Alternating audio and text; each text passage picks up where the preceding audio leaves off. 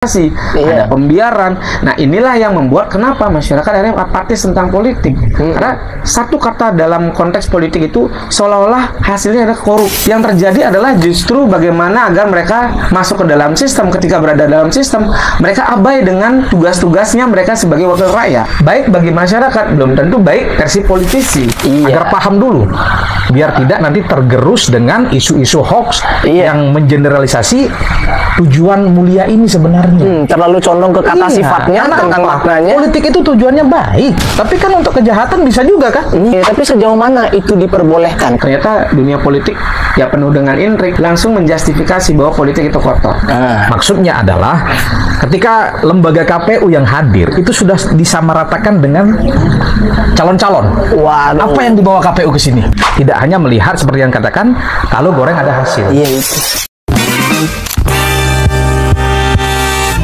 Testing. Salah. Casting. Selamat datang di Casting Podcast penting nggak penting.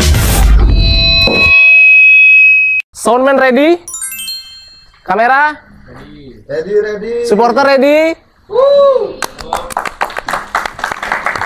Dan kayaknya kamu juga udah ready.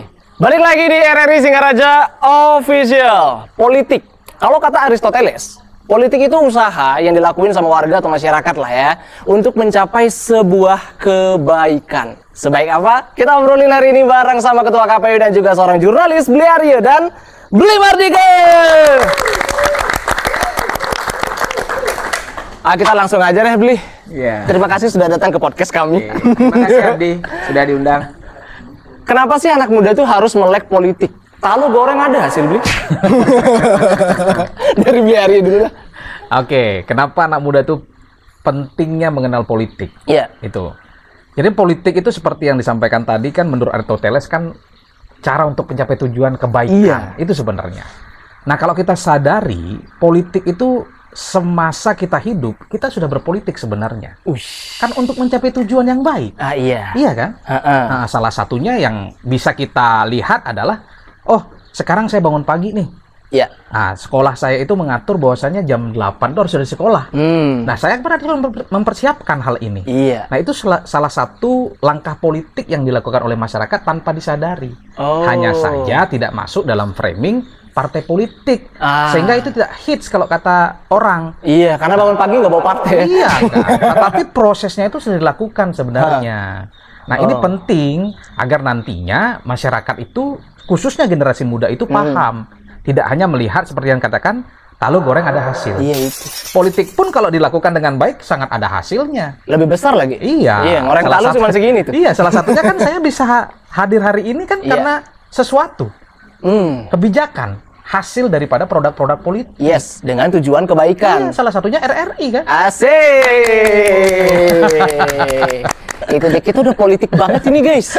Dari pagi, berarti lagunya diganti tuh, Bli. Bangun pagi, gosok gigi, cuci muka, politik lagi.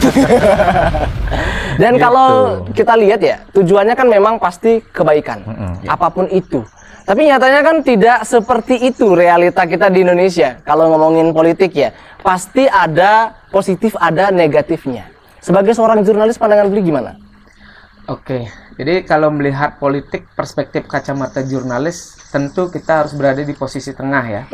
Namanya jurnalis, dia adalah menyampaikan berita kepada masyarakat, menyampaikan informasi kepada masyarakat. Maka seorang jurnalis wajib berada di tengah, median. Media yang dia kelola atau media tempatnya mereka bekerja harus memiliki kacamata yang berada di tengah-tengah. Nah, maka dari itu kalau melihat politik perspektif kacamata media atau jurnalis, tentu kita melihat dari sisi positif dan negatifnya pasti iya. Secara positif, hampir segala bentuk yang kita lihat dalam tata kelola pemerintah adalah produk politik. Dan tentu dengan cara berpolitik kita bisa memberikan hal yang lebih banyak kepada masyarakat pada umumnya. Maka dari itu kenapa ketika memiliki ide dan gagasan, baik ide dalam artian bagaimana melaksanakan pembangunan, kalau tidak berafiliasi dengan partai politik kemudian mencalonkan diri menjadi legislator, senator dan sebagainya, tentu agak berat kita lakukan itu. Nah, artinya banyak hal yang bisa kita lakukan lewat jalur-jalur politik. Tetapi sisi negatifnya sudah pasti banyak. Ya ibarat seperti pedang bermata dua, positif negatif. Negatifnya apa? Ya tentu ketika definisi politik itu adalah sebuah proses hegemoni, itu dilakukan secara berlebihan. Artinya kita dalam sebuah komunitas pasti ada memiliki rasa menghegemoni satu sama lain. Satu, ketika menghegemoni secara berlebihan, itu akan menyebabkan sebuah proses ketertindasan. Nah, kemudian struktur politik yang terjadi saat ini di Indonesia adalah ya memang sebatas top to down. Artinya aspirasi-aspirasi dari bawah seringkali tidak terwakili oleh parpol. Karena ketika mereka berhadapan dengan berada di sistem politik, mohon maaf, yang terjadi adalah justru bagaimana agar mereka masuk ke dalam sistem. Ketika berada dalam sistem, mereka abai dengan tugas-tugasnya mereka sebagai wakil rakyat.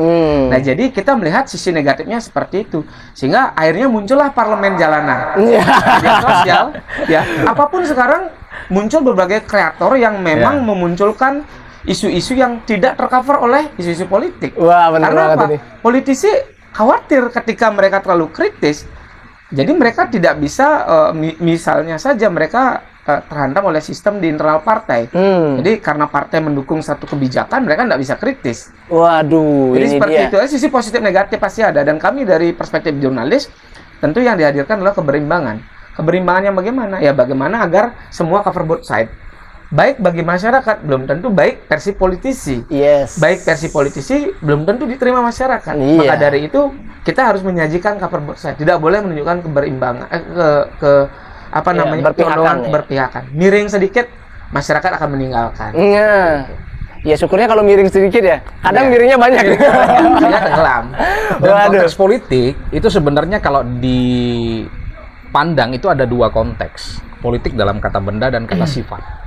Sebenarnya ini yang perlu diketahui dulu sebagai generasi muda, agar paham dalam melihat sesuatu kejadian itu melihat dalam kacamata positif dulu. Positif dalam artian apa yang terjadi. Oleh karena itu spesifik saya katakan politik dalam kata benda itu sebenarnya kan sistemnya, tujuannya. Betul sekali. Sekarang politik dalam kata sifat itu kan personalnya, politisinya. Nah, yang terjadi di masyarakat orang memandang kata sifatnya.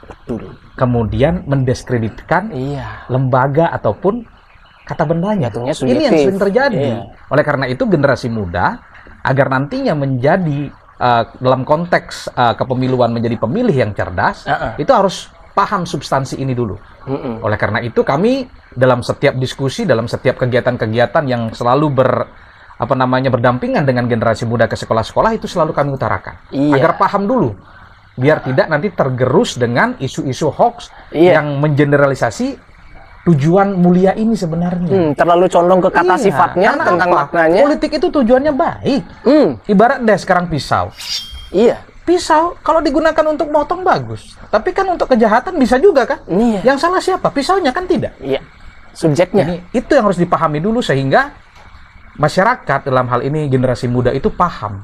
Dalam setiap menanggapi permasalahan dia selalu melihat dalam dua sudut pandang dulu.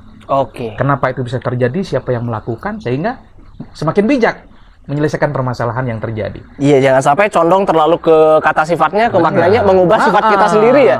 Yang aslinya kita ya udah dalam tatanan yang baik, karena mungkin ada pemahaman yang salah itu, jadi menghilangkan jati diri kita sendiri. Gitu karena kalau tidak seperti itu kita berpikir, itu positive thinking itu jauh nanti pasti terlalu negatif. Karena apa? Kita menjustifikasi terus tanpa melihat kalau ada mau berubah, ayo kita dukung. Itu satu salah, semua dipukul rata. Wah, itu dia. Itu yang terjadi hari ini dengan framing-framing yang dibuat oleh hoax, hater-hater yang terjadi. Belum lagi buzzer data, belum lagi media sosial. Tujuan media sosial juga baik sebenarnya karena ada oknumnya yang ngegoreng kan. Goreng kok di medsos, di dapur lah.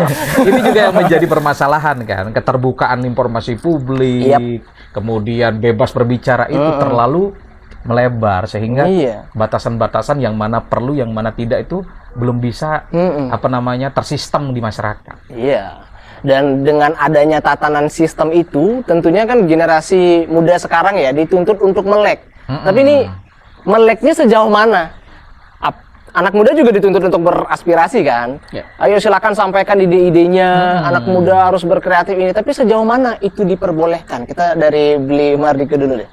Ya, kalau ngomongin Gen Z pasti identik dengan digital. Betul. Media sosial, kemudian platform-platform digital yang memang menjadi ranahnya mereka. Jadi kalau mendengar kata Gen Z, milenial, ruang mereka berinteraksi lebih banyak didominasi di ruang-ruang digital. Nah, yang saya lihat saat ini, masyarakat, terutama Gen Z itu adalah orang-orang yang kritis. Karena mereka terbiasa mengakses berbagai informasi melalui media sosial atau media digital. Namun yang terjadi adalah sebuah distraksi. Distraksi yang dimaksud itu adalah mereka hanya tahu isu, tetapi dalam konteks pemahaman lebih mendalam itu tidak terjadi. Misalnya begini, mereka tahu isu saat inilah isu-isu politik karena memang jelang pemilu misalnya. Akan tetapi mereka jarang sekali mendalami lebih detail, memvalidasi informasi itu, kemudian mengkomparasi. Sebagai contoh, ketika ada isu politik yang melakukan kampanye hitam, mereka begitu mudah terpapar, tetapi tidak pernah berupaya, benar nggak ini isu ini? Benar nggak? Bagaimana? Apakah ini muncul di satu media sosial, di satu media online misalnya, lalu tidak mengkomparasi, dan ini yang terjadi. Proses validasi itu tidak dilakukan. Artinya mereka kritis, tetapi tidak memahami atau tidak mendalami dari sisi konten itu sendiri.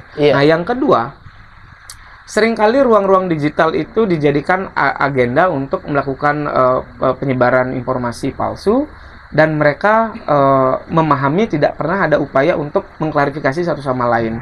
Sehingga apapun isu yang berkembang, Gen Z adalah orang yang paling mudah terpapar. Dan apalagi mereka adalah newcomer dalam dunia digital kan, seperti itu misalnya, mereka baru bergabung, tiba-tiba melihat seperti itu, akhirnya muncul semacam proses a priori. Ternyata dunia politik ya penuh dengan intrik, cubit sana cubit sini, seperti lagunya Bang Iwan ya. Sehingga yang terjadi ya ketika mereka kritis tetapi tidak didalami oleh proses mendapatkan data dan informasi, akhirnya langsung menjustifikasi bahwa politik itu kotor. Padahal kalau kita melihat penyair Jerman bahwa buta politik itulah buta yang paling buruk. Karena apa? Harga kacang, susu, komoditas sembako itu ditentukan oleh kebijakan politik. Harga kedelai misalnya, kalau tidak ada intervensi politik, maka orang tidak akan lagi bisa makan tahu dan tempe.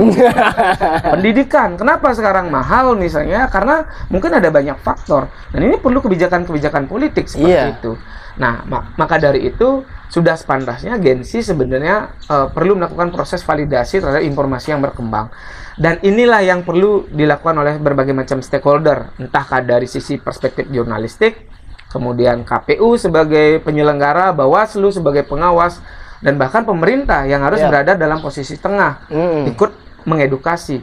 Nah, maka dari itu ya, edukasi di bidang politik itu sangat dibutuhkan. Karena memang jika generasi saat ini abai a priori terhadap politik, saya rasa akan semakin menguatkan bahwa pemimpin yang terpilih saat ini adalah representasi dari masyarakatnya. Jadi akan muncul pemilih-pemilih yang pragmatis. Setuju. Jadi kalau dadianya dibantu oleh bansos, maka suatu saat dia harus memilih tanpa ada alasan kenapa dia harus memilih itu, kan begitu. Betul sekali, betul sekali. Selain serangan media sosial, serangan Fajar juga masih sih sekarang. Cuman ya Bli, itu tuh tantangan yang bukan hanya ada kayak di pemerintahan aja ataupun yang ada di masyarakat aja. KPU Buleleng sendiri pun seperti itu juga. KPU sebagai karena ya tahun lalu kan didominasi Gen Z ya Bli. Benar. Dan ini tantangannya kan lumayan gitu. Dan kalau milenial mungkin dia sudah langsung terjun dengan durasi yang lebih lama, sedangkan Gen Z sebagai pemilih pemula yang notabene itu 80% sumber informasinya dari media sosial. Tantangan dari KPU Buleleng sendiri ya untuk sharing kepada anak muda itu seperti apa? Jadi bercermin dari evaluasi kemarin, jadi pasca perjalanan pemilu dan pilkada kemarin, itu memang generasi muda itu melihat permasalahan dari sosial media itu memang sudah terdegradasi banget gitu. Maksudnya adalah ketika lembaga KPU yang hadir itu sudah disamaratakan dengan calon-calon. Apa yang dibawa KPU ke sini? Sudah seperti itu di masa padahal maunya sharing ya. Padahal lembaga kami itu akan memberikan sosialisasi terkait dengan ajakan untuk memilih. Oke. Itu sudah seperti itu paradigma masyarakat. Apa yang dibawa KPU ke sini? Wih, kok KPU tidak seperti orang-orang lain itu membawa sesuatu? Nah, ini yang pragmatis, ini yang terjadi. Sehingga permasalahan-permasalahan ini coba kami buatkan formulasi. Buatkan formulasi dengan cara sekolah demokrasi. Kenapa sekolah demokrasi? Agar di sekolah yang akan menjadi pemilih pemula nanti sudah terbiasa dan tahu terkait dengan mekanisme miniatur pemilu itu. Tahu KPPS kerjanya seperti apa sih? Tahu kenapa harus nyoblos? Tahu surat suara seperti apa? Sehingga ketika dia tamat dan menjadi pemilih pemula yang akan memilih nanti, itu akan ada simpatinya untuk hadir. Oh, kemarin ketika saya di sekolah, dalam setiap tahun pemilihan OSIS, saya sudah melakukan hal-hal demokrasi. Oh, ternyata ketika saya sekarang menjadi penyelenggara badan ad hoc, ternyata hal yang sama yang saya lakukan. Hanya saja ruang lingkupnya lebih luas. Yang terjadi hari ini kan terkadang masih di masyarakat. Generasi muda itu ditakut-takuti. Betul. Wah, bahaya kalau jadi ad hoc, nanti kamu salah gini-gini. Tidak ada. Makanya saya keras di sana menyampaikan, kami menjamin. Kami akan tunggu di pemilu berikutnya, semua badan ad hoc, khususnya KPPS, itu diisi oleh generasi muda. Oke. Untuk menjamin integritas kerja-kerja KPU ke depan. Oke. Dah, ini obrolannya sudah semakin berat sepertinya, Bli. Kita ringankan dengan minum dulu. Yo. Ini buat kamu yang sambil menonton juga ya, yang udah ikut jadi pemilih pemula spesialis tahun lalu dan persiapan kita ke depannya, dan pastinya aku akan wakili pertanyaan kamu berikutnya. Ngobrol tanpa ngopi nggak asik, bro. Ini kamu juga boleh nyambil buat tap like, komen, dan subscribe and share. Kopi thank you pun ya, merepresentasikan anak muda. Kalau anak muda ya pasti cappuccino. Betul sekali. Iya kan? Thank you, Bli. Kita udah umur, kalau nggak teh ya kopi. Faktor U. Untung maksudnya. Ini mungkin pertanyaan klasik ya, tapi bisa bikin netizen jadi berisik gitu. Kan kalau seandainya anak muda, dia melakukan aspirasi, dia memberikan istilahnya unek-uneknya dia, dengan idealisme yang ada sebenarnya jalur yang lebih oke, yang sebenarnya lebih damai lah, tanpa harus melibatkan banyak hal, bahkan orang-orang yang tidak bersalah. Tapi malah memilih untuk jalan yang langsung dengan cara kekerasan, dengan cara demo, dengan cara yang lebih ekstrim seperti itu. Kalau dari kacamata jurnalis, gimana cara anak muda ini untuk memberikan aspirasi kepada pemerintah yang benar? Seperti apa, Bli? Sebenarnya kan fenomena demo yang terjadi karena ada saluran yang tersumbat. Ada informasi yang tersumbat, kemudian ada cara menyalurkan aspirasi mungkin dalam tanda kutip yang tidak begitu didengar dengan baik, sehingga mereka menggunakan cara-cara yang seperti itu untuk menarik perhatian. Setuju. Tapi kalau saya pengalaman di media, beberapa kali saya meliput bagaimana masyarakat menyalurkan aspirasinya, mereka datang langsung ke DPRD misalnya seperti di Buleleng, DPRD Buleleng mereka datang, kemudian mereka diterima oleh komisi yang berkaitan dengan persoalan tersebut, misalnya berkaitan dengan pendidikan jadi komisi 4 gitu, kesehatan di komisi 4. Nah, sampai di sana ya mereka biasanya menyalurkan aspirasi. Nah, cuman yang terjadi adalah bagaimana pasca mereka menerima aspirasi itu apakah ada tindak lanjut kan seperti itu. Nah, seringkali saluran yang diterima itu feedbacknya tidak ada. Kalau dalam konteks komunikasi, ini kan minimal ada beberapa poin. Pertama ada penyampaian pesan, kemudian ada pesan yang disampaikan, kemudian ada media, kemudian ada feedback, penerima pesan dan feedback. Nah, feedback ini yang mungkin sering tidak dilakukan.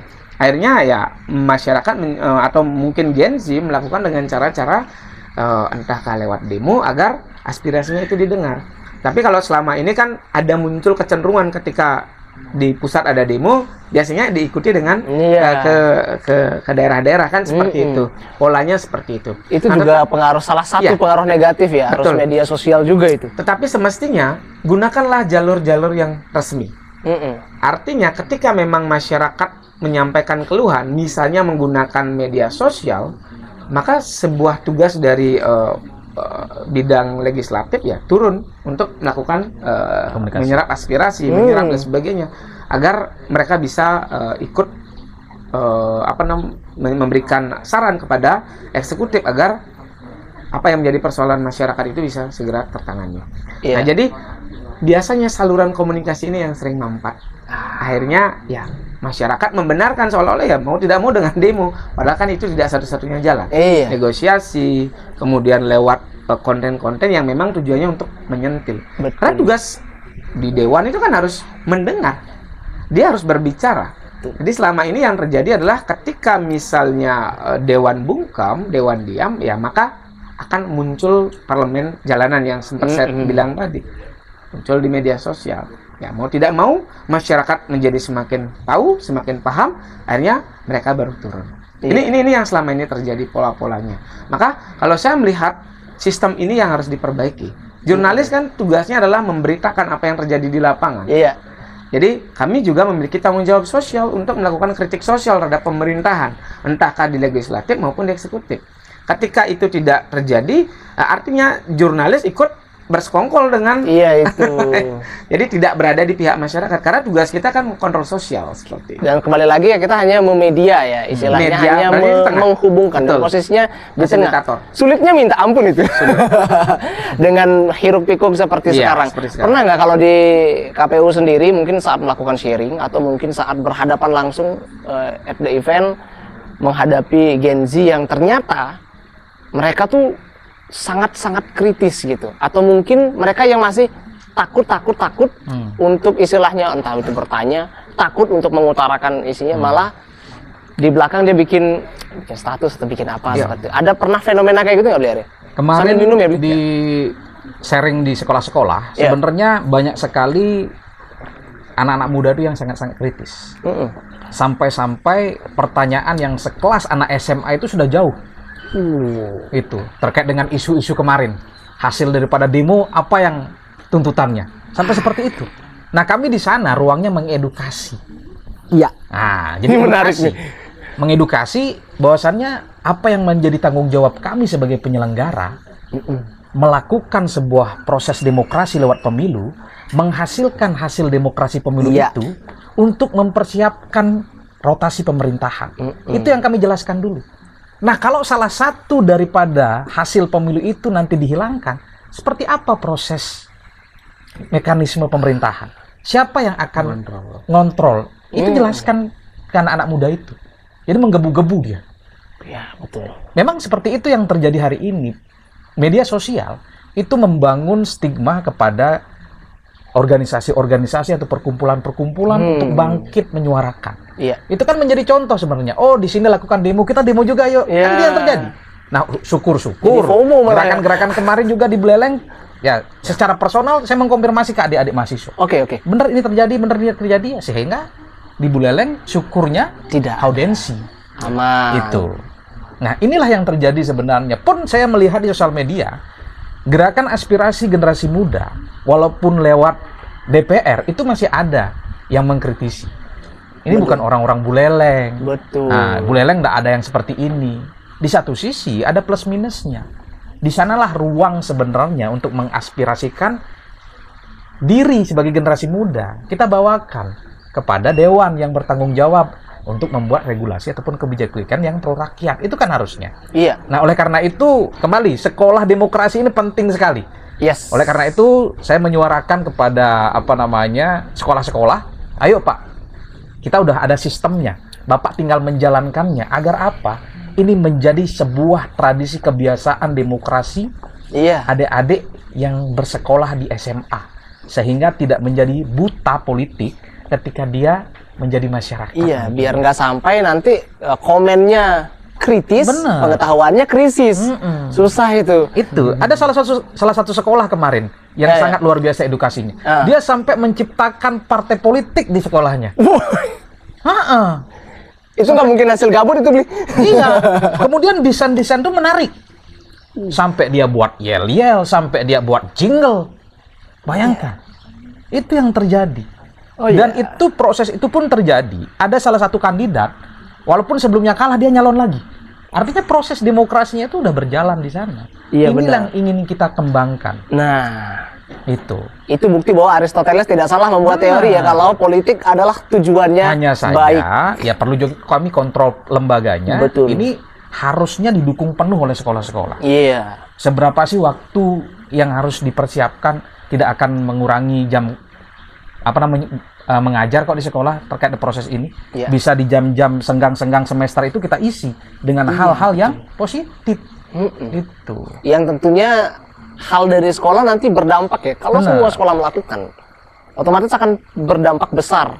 Mungkin dari tingkat daerah sampai ke nasional sendiri. Itu keyakinan kami di KPU Buleleng, ini harus jadi. Jadi. Kami harus terus kontrol, menyampaikan kepada media-media juga bahwasannya ini harus jadi program ini. Iya. Itu. Dan karena kita juga tanggung jawab kami untuk menjawab di pemilu berikutnya, untuk mempersiapkan. Karena tanggung jawab KPU di sini sangat berat. Pasca pemilu dan pilkada. Mungkin stigma masyarakat, KPU nggak ada kerjaan. Tetapi kalau melihat, ini tanggung jawab kami bagaimana mengedukasi calon pemilih pemula nantinya. Iya. Itu sebenarnya agar diketahui juga. Sehingga mari bersama-sama.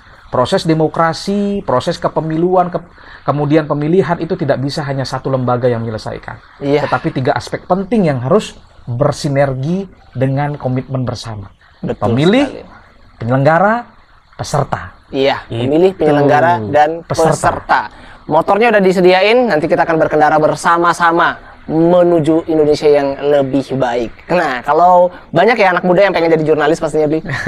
Ada yang pengen untuk, saya nih pengen banget nih buat bisa memediasi gitu. Dan juga ingin mengutarakan apa yang ada dalam pikirannya dia sebagai bentuk aspirasi atau mewakili suara masyarakat melalui media. Ada nggak Bli masukan untuk mereka-mereka yang pengen terjun ke dunia jurnalis? Karena di luarnya emang keren nih. Ketika masuk, waduh. Ya, di mana-mana seperti itu. Iya, itu dia. Sebenarnya pekerjaan jurnalis itu berat. Beratnya kenapa? Karena memang kita tugasnya adalah melakukan kerja-kerja yang harus melakukan konfirmasi, melakukan klarifikasi, validasi, kemudian menerbitkan ke media-media. Nah, saat ini tantangannya adalah menjadi seorang jurnalis, apalagi yang dalam konteks peliputan-peliputan politik itu, ya tentu mereka juga tidak hanya bermodal semangat, tapi juga ada semacam minat untuk belajar lebih. Iya. Karena menulis berita politik tidak sesederhana menulis berita-berita tentang kuliner. Kalau kuliner kita bisa liputan sambil makan. Tapi berita politik itu agak sedikit sensitif. Iya kan, nggak bisa liputan sambil nyalon ya? Iya, betul. Ketika kita misalnya asas keberimbangan itu tidak dilakukan dengan baik, maka yang terjadi adalah kita seolah-olah dituding memihak. Nah, di satu sisi, kita ketahui bersama bahwa menjadi seorang jurnalis, selain memahami peta politik, kemudian afiliasi dan sebagainya, ini juga tentu harus ada pemahaman tentang politik itu sendiri. Karena mau tidak mau ketika proses politik itu berjalan, ada pilkada dan sebagainya, kita harus bisa setidaknya mengetahui bagaimana sistem penghitungan suara, kemudian berada di TPS-TPS yang rawan, kemudian TPS-TPS yang berada di kawasan para calon dan sebagainya. Keberimbangan ini harus dilakukan. Nah, maka dari itu kalau ingin menjadi seorang jurnalis ya tentu pertama tidak hanya modal niat, tetapi juga modal memang keinginan untuk ikut berkontribusi. Karena tugas jurnalis itu satu, melakukan kontrol sosial. Kedua, bagaimana mengedukasi masyarakat. Karena selama ini jurnalistik adalah pilar demokrasi.